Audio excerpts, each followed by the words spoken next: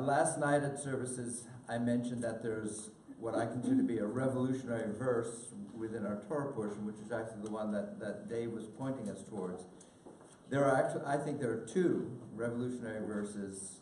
The one is at the very beginning, and the one at the end that Dave referenced. The one at the beginning is the one that opens up our Torah portion.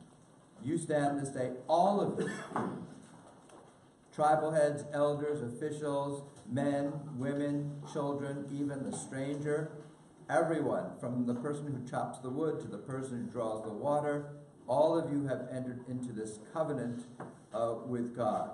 And not only that, not only everyone who's here, but everyone who's not yet here. Think about that. Think about ancient society and even post-ancient society. The notion that some kind of divine revelation was available to everyone, not just to a small class of people who are protecting it and guarding it and in effect sometimes hiding it from the masses of people, but this is available to everyone, and everyone is equally entering into it, equally a part of this covenant. I think it's quite a radical statement. And the other radical statement is the one that comes towards the end, where God says, I have placed before you life and death. Choose life. B'charta b'chayim.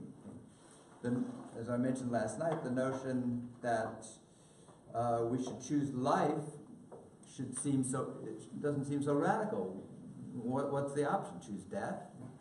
But in fact, that's the way the valuation worked, particularly in ancient societies, where death was considered to be the preeminently powerful force in the world. And so some cultures actually worshipped death. They had death cultures.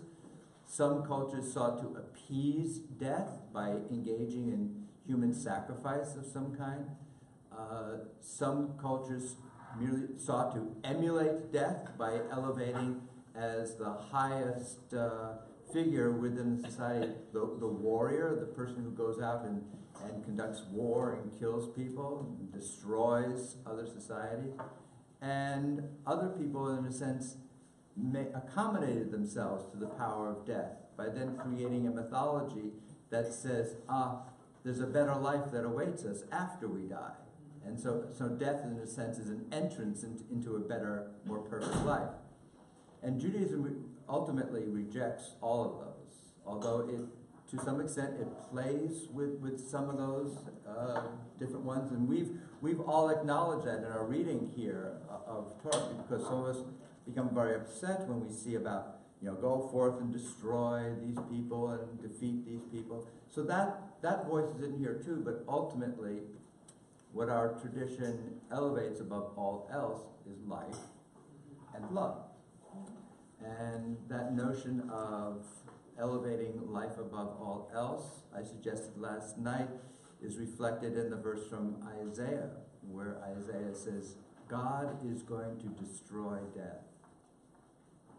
And on one level, in the historical level, the word for death, which is used here in Hebrews, mavet, is also in the Ugaritic text, is the name of the god of death, mavat. Okay.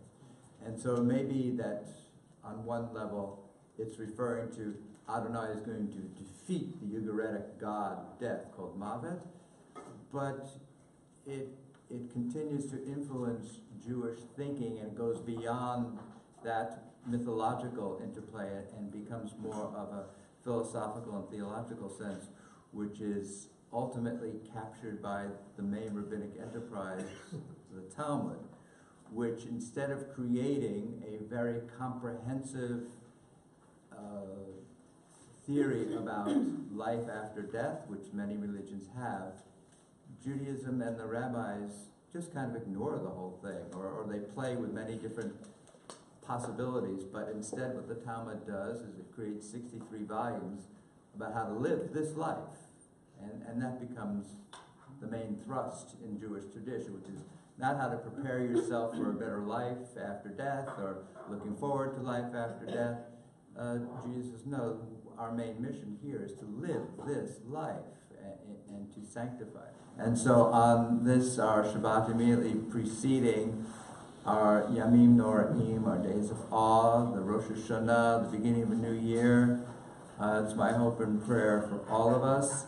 We will open ourselves up to experiencing the beauty, the harmony that is available to us, and that we will live accordingly and be a source of blessings to the world around us. Shabbat Shalom. Shabbat Shalom.